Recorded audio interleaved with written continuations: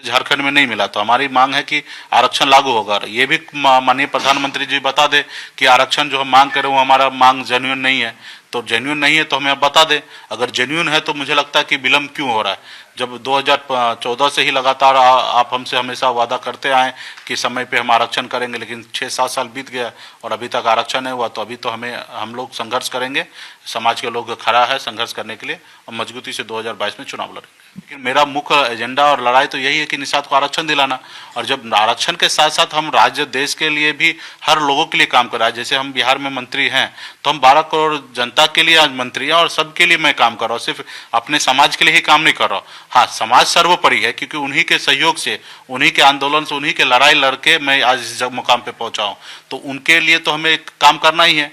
मुकेश सहनी को Mumbai film industry के एक व्यवसायी के रूप में लोग जानते थे। वो पटना पहुंचते हैं, स्ट्रगल करते हैं, सड़क पर मार खाते हैं, उसके बाद वीआईपी पार्टी को बिहार में एस्टैब्लिश करते हुए आज बिहार सरकार के मंत्री बने हुए हैं और अब ये यूपी में दस्तक दे रहे हैं और आपकी पार्टी को नाव छाप का सिंबल भी मिल गया है। तो ये कैसे मिला सिंबल? आप उसके लिए लड़ाई लड़े, वहां पर निषाद पार्टी भी है, उससे कुछ बातें चल रही थी आपकी? नहीं, देखिए, इस तो चुनाव आयोग, क्योंकि हम लोग पहले ही आपने कहा कि हम लोगों ने काफ़ी संघर्ष किया, रोड पे लाठी डंडा खाया और बहुत मेहनत किया, और बिहार में हमने एक 2018 में पॉलिटिकल पार्टी बनाया और मजबूती से आज 2020 में एनडीए गठबंधन के साथ रह के, और हमारे 4 विधायक हैं और बिहार में एनडीए की सरकार है, उसमें हम मंत्री हैं। तो बिहार में हम लोग मजबूती से काम करें, खास करके समाज के हक अधिकार के लिए हम लड़ाई लड़े, जिसमें खास करके निषाद समाज को आरक्षण मिले, क्योंकि बंगाल में निषाद को आरक्षण मिल रहा है, दिल्ली में आरक्षण मिल रहा है, लेकिन यूपी, बिहार, झारखंड में नहीं मिल रहा। तो इसकी हम लड़ाई लड़ते लड़ते बिहार में एक पॉलिटिकल तरीके से हमने लड़ाई लड़के हम सत्ता और पावर में आ गए हैं। यहाँ पे अपने लोगों को जितना हो सकता है सरकार से हम लोग मदद कर रहे हैं। अभी हम लोगों ने पार्टी को विस्तार करके उत्तर प्रदेश में हमने पार्टी को लॉन्च किया और पार्टी मजबूती से उत्तर प्रदेश में काम कर रहे हैं, और आने वाले 2022 के चुनाव में 165 सीट पर हम चुनाव लड़ेंगे, इसकी तैयारी हम लोग कर रहे हैं। और चुनाव आयोग की तरफ से हमें वहाँ पे जो हमारे बिहार में चुनाव चिन्ह है नाव छाप, वही हमें अलॉट किया गया, क्योंकि हमने रिक्वेस्ट किया था चुनाव आयोग से कि हमें ये सिंबल मिले, तो उसके लिए चुनाव आयोग ने निर्णय लेकर हमें दिए, क्योंकि उनको मालूम है कि बिहार में एस्टेब्लिश पार्टी है, तो इसको ध्यान में रखते हुए हमें उत्तर प्रदेश में भी हमें चुनाव चिन्ह नाव छाप ही उन्होंने दिए हैं। तो इसके लिए मैं विशेष निषाद पार्टी के सिंबल को फ्रीज कर दिया। हाँ, उनका होता है कि 2 साल 2 बार अगर आप चुनाव 1% वोट नहीं लाएंगे तो आपका चुनाव चिन्ह फ्रीज हो जाएगा। तो हम लोग बिहार में परसेंटेज को हमने पूरा करके हमेशा लड़ा है, तो उसके आधार पे हमें चुनाव चिन्ह मिला है। तो अभी डॉक्टर संजय निषाद जी हैं वहाँ पे, और वो भी समाज की बात करते हैं, लेकिन सिर्फ बोलने के लिए बात करते हैं, सच में वो जमीन पे काम नहीं करते। तो अभी हमने एक उनके खुला पत्र भी हमने डॉक्टर संजय निषाद जी को लिखा है कि आप सिर्फ बोलने की बात ना करें। अभी उन्होंने हाल फिलहाल में योगी आदित्यनाथ जी को भी उन्होंने खुला पत्र लिखा कि उसमें आरक्षण को याद दिला रहे हैं।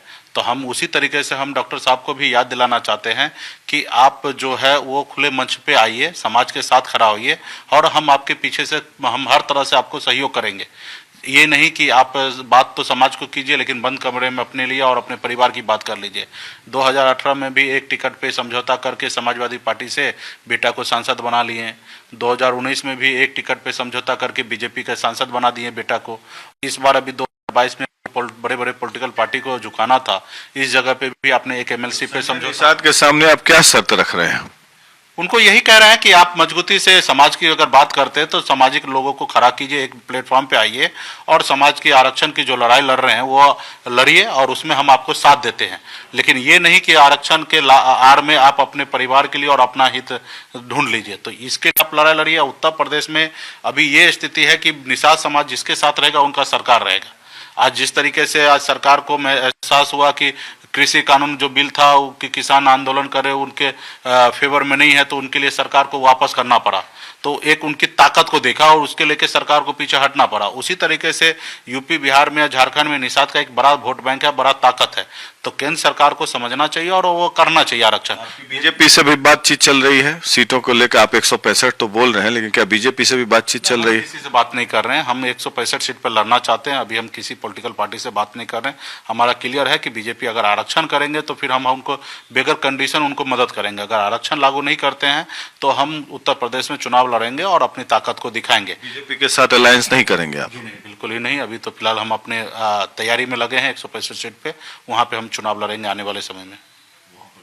जी हाँ, अभी रहा कि अगर आरक्षण कर देते हैं तो फिर हम सोच सकते हैं कि बीजेपी को हम बगैर कंडीशन को मदद करेंगे। चुनाव नहीं लड़ेंगे फिर? अगर आरक्षण लागू कर देते तो बीजेपी अगर चाहेंगे तो हम चुनाव नहीं भी लड़ सकते, लेकिन वो आरक्षण पहले करे तभी समझौता होगा, वो उसके अलावा और कोई समझौता नहीं होगा। और डॉक्टर साहब भी कहीं ना कहीं अपने परिवार के लिए, अपने लिए फायदा उठाने के लिए वहां पे बात कर रहे हैं। और इलेक्शन का दायरा क्या होगा?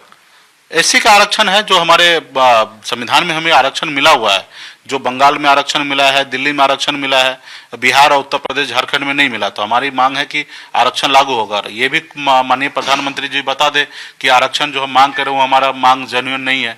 तो जेन्युइन नहीं है तो हमें अब बता दे, अगर जेन्युइन है तो मुझे लगता है कि विलम्ब क्यों हो रहा है, जब 2014 से ही लगातार आप हमसे हमेशा वादा करते आए कि समय पे हम आरक्षण करेंगे, लेकिन 6-7 साल बीत गया और अभी तक आरक्षण नहीं हुआ। तो अभी तो हम लोग संघर्ष करेंगे, समाज के लोग खड़ा है संघर्ष करने के लिए, और मजबूती से 2022 में चुनाव लड़ेंगे। तो आपका मुद्दा जो है आरक्षण है, विकास नहीं है? विकास, आरक्षण ही विकास है ना।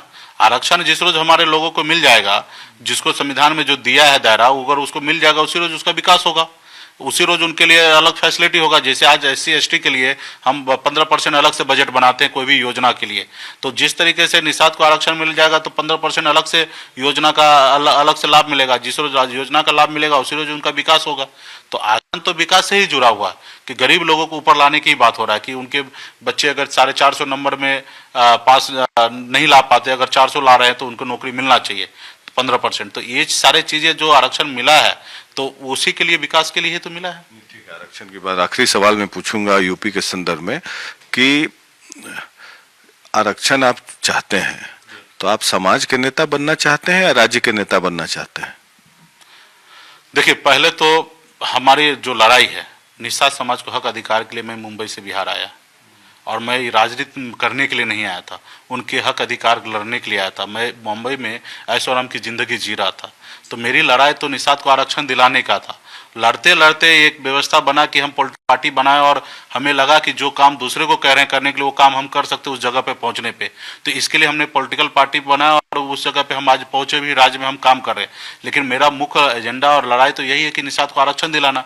और जब आरक्षण के साथ साथ हम राज्य देश के लिए भी हर लोगों के लिए काम कर रहे हैं। जैसे हम बिहार में मंत्री हैं तो हम 12 करोड़ जनता के लिए आज मंत्री हैं और सबके लिए मैं काम कर रहा हूँ, सिर्फ अपने समाज के लिए ही काम नहीं कर रहा हूँ। हाँ, समाज सर्वोपरि है क्योंकि उन्हीं के सहयोग से, उन्हीं के आंदोलन से, उन्हीं के लड़ाई लड़के मैं आज इस मुकाम पे पहुंचा हूं।